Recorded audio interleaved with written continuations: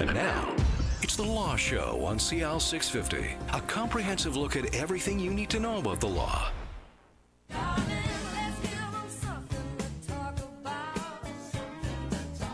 Hey, and welcome to the show. I'm Zach Spencer. This is The Law Show on CL 650. Today we're talking about the breakdown of relationships and how difficult and confusing it can be. I guess anybody that's ever been through it knows all about it. McQuarrieHunterLLP represents clients dealing with the complex and emotional issues of family law. Now, on today's Law Show, we're focusing on children for the most part, and joining me today is David Halkett, partner at McQuarrie Hunter, and Sarah Morse, who's an associate at McQuarrie Hunter. And let's just get into what your business is. Now, David, we'll start with you. You're in Surrey, right? You're at Central City, Surrey, which is a bit of a mouthful. Yeah. That's the new destination. There's a university there, right? We're right above SFU. SFU. Yep. And it's right on the SkyTrain line? Yeah, right at the Surrey Central Station, and just across the parking lot, and then we're in the big tower. Okay, great spot. It is. It is. A lot of clients enjoy being able to come that way. Yeah, and your firm isn't just family, is it? It's a big, it's a full suite firm, right? Yeah, it's full service. We have the entire 15th floor in the Central City Tower, and we do everything from real estate transactions, commercial litigation, estate litigation, major corporate department. So we're a full service. And so is this something that you specialize in as a sort of a boutique inside your business there? Is that something that you would say? That would be a good way to put it, yeah, because we're one of the few full-service firms that actually has a family law department. Usually family law lawyers go off in their own little boutique firm. So we are unique in that way. Now, Sarah, you came to this through a different path, right? You started in a different form of law, is that right? Well, I've done a number of different areas in the past, and some employment, human rights, and I did some work for the government as well. But yeah, I've been doing family law somewhat exclusively now for I guess quite a few years now, getting up there, and but I also do a little bit of employment law as well, so it's a nice balance. So you specialized for a while, I guess, in child support as part of this family law area, right? Is that something, now we're going to talk about that as we go through, is that something you focused on? Yeah, it was great. I was very lucky to be involved with a contract with the government where it was exclusively dealing with child support and spousal support issues. So it was nice to focus on that area and get some really good experience and some great court time as well, which was fantastic. And that's what we're going to focus on today. Now, in your experience, is this the most contentious part? Is it about assets, or is it about children when it comes to a family breaking up? Usually it's children has the most emotion. Right. Assets, it comes down to money and people, what they can afford to pay and how they want to divide things. But taking away someone's time with their child, or they've been a fully active parent, then all of a sudden one says you were a great parent till you separated, so to speak, and then they want to cut down your time. So the longest fights tend to be with respect to children. And is it true that we're still seeing the battles with the ex through the child? Is it like when you get people into your office, do you sit them down and say, listen, we don't want to have the battle between you two through your child or children?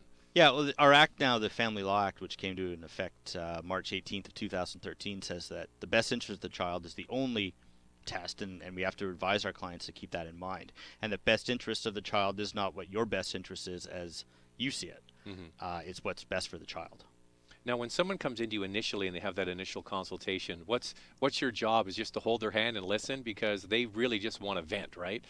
I think that's often the starting point. Yes, we always have a box of Kleenex ready, and you know, it really is trying to give our clients the opportunity to tell their side of the story, to get some of these issues off their chest, to feel that they're being heard.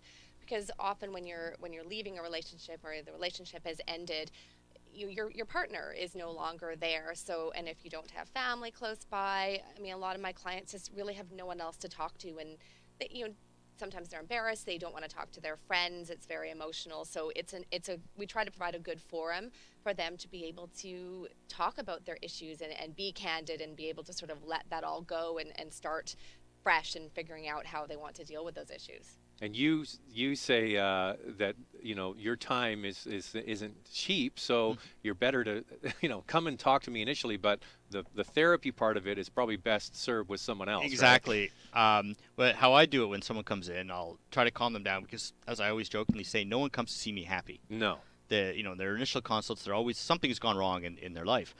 So, we'll talk about our nice view from our building, and, if we're in one office, we can see all the way to San Juan Islands and over to the island and everything. So you can see that far? Yeah. Oh, wow. Yeah. And I got to come visit. we have we have really nice sunsets at our end in from November through January. They're really nice, and people from the north end come to look at them. They're so nice. But we'll talk about that. We'll calm them down a bit, and then ask them what's brought them in to see me. Sometimes I don't talk for 20 minutes. They'll just talk. Unload. Exactly. I recommend basically all my clients, and I phrase it in a nice way, saying, look, you don't really need it yourself, but I recommend that you go and that you have a counselor or someone you talk to, because it's easier to talk about the emotional aspects with them at $100 an hour than me at $375. Right. And because $375 adds up quickly, even at Sarah's rate of, I think it's $250 or so, that adds up quickly as well. And you're paying to get your own assets, or you're paying to fight for money that you're going to get. It doesn't make sense. Yeah, and in all of the, I mean, everybody that talks about a relationship coming to an end says, who do you want to win here? Do you want you guys to win, the attorneys that get paid? Yep. And is that true? Like, will you see a couple come in, or a person that you're representing, and fight over the last nickel, and literally that's all that's left? Sometimes. I'll tell you a funny story. I had a client once who, he said to me once, he goes, I know I had to divide my assets with my wife. I didn't know I had to divide them with my lawyer as well. Because it was a long, long fight. It went previous lawyers went 7-8 years, including appeals and applications to vary down the road. So it was a long-standing litigation. But yeah, they can cost almost down to they have almost nothing left. And you're trained as a mediator, right? Correct. So wouldn't you think that when you come in, someone comes in and says, hey, we're going through this breakup, wouldn't it be better to just solve it at mediation for less money? But people are angry, right? There's a lot of spite in this, you think? Sometimes, definitely, and I think mediation is a great route to go. It's less expensive. You still get your voice heard, but the whole point of mediation is that the two of you have to be able to work together. So you have to be somewhat on the same page or be able to compromise.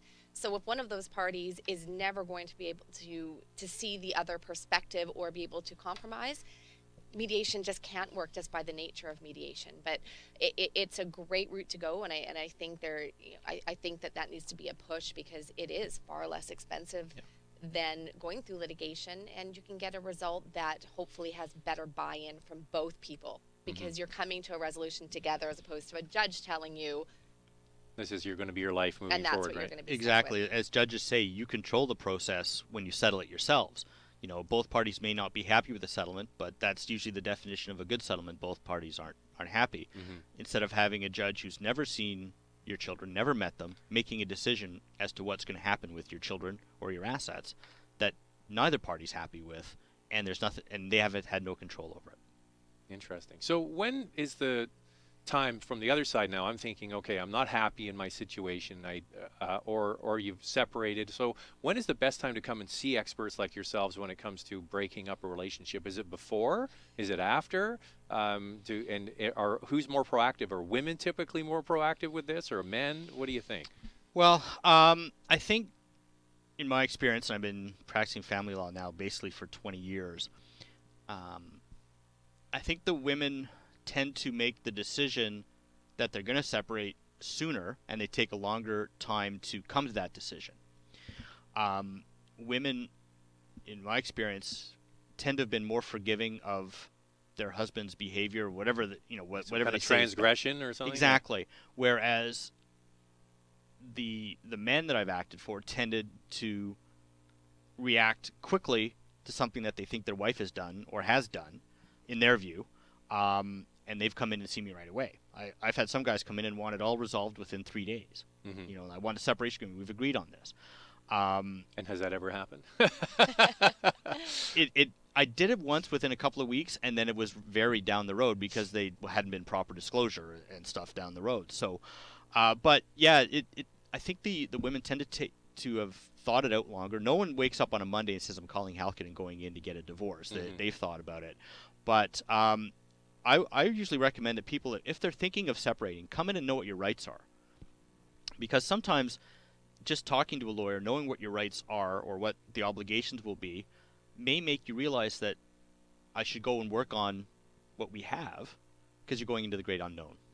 Right. It's the devil you know versus the devil you don't know. Is that often the case? But then people might be forced to stay in situations they're not happy with, right? Well, exactly. And obviously that's a decision they make. You know, by the time someone comes to see Sarah and me, they've decided if they're going to separate or not. But, you know, there's always sometimes chances they go back, they'll try it once more. I've had a number of clients to do that.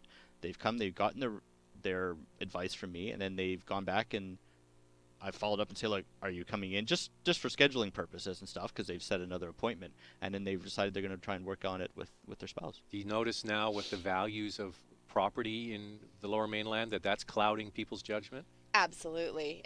I've got a number of cases right now where it's actually causing a huge problem because in the time that someone has come to see you, the property has gone up, you know, in some cases $10,000 a month or more. So it really is sort of changing how people are seeing things, and they want results faster with property division, because the longer something goes on, the more the property increases, and then there's more to divide, or the other party might be getting a bigger chunk and the other person's upset about it. So it's causing a lot of havoc, and even property appraisals, we're having to get second ones done. Because it's moving so quickly, Exactly. Even in 2 months, I've had to get a second appraisal done on one property because the change was about $150,000. Wow. Yeah. So it's really affecting things. It's the time that the divorce is settled, I guess, is the value. That under the Act, unless the parties agree to another day, or you can find a way to reapportion it, so to speak, or to convince a judge an earlier date is appropriate, it's the date of judgment or determination that sets what the value is. So the problem that people are having, there's always one that wants to keep the house. So they're supposed to buy out at X price, but by the time you get to trial, it's gone up, as Sarah said, maybe $100,000 or something. It could be, right? And their salary hasn't gone up commensurately to be able to afford the extra mortgage. Interesting. Well, that's the money side. Exactly. After the break, we're going to get into children, which is a much more sensitive, and I think the rest of the show is going to be dedicated to that. So we're talking about the breakdown of relationships, how difficult and confusing it can be on the Law Show. I'm talking about family law. David Halkett is a partner at McQuarrie Hunter, and Sarah Morrison, associate at McQuarrie Hunter as well. And we're going to continue the conversation next on CL 650. There's more of the show still ahead. This is The Law Show on CL 650.